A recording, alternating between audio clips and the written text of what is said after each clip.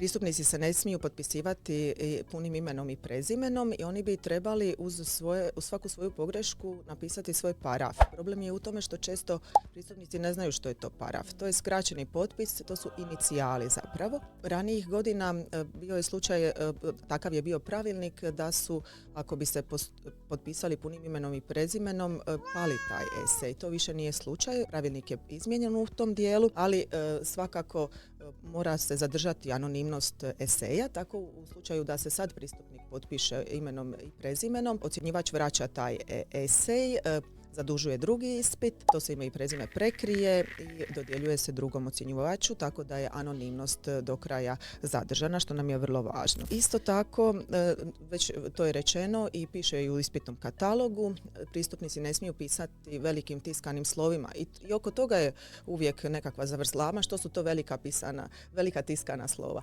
jer se ponekad boje da moraju pisati krasopisno pisanim slovima, što nije slučaj. Trebaju normalno pisati kako pišu, inače samo da to nisu ona velika tiskana slova, a capital letters, ako je lakše na engleskom, iako je to možda neprimjereno u ovom trenutku. Ne bi se smjeli nepristojno izražavati, vrijeđati u svojim radovima, ne bi se smjeli obraćati ocjenjivaču i neće se vrednovati onaj esej koji je potpuno nečitak. Ima učenika koji imaju problema s pisanjem i ako takav učenik nema prilagodbu, mi svakako nastojimo da se prođe kroz puno ruku, dešifrirati sve te švrakopise, da ih tako nazovem, ali svakako treba se potruditi, a ako imaju problem da svoju tu završnu inačicu eseja napišu što je čitkije moguće.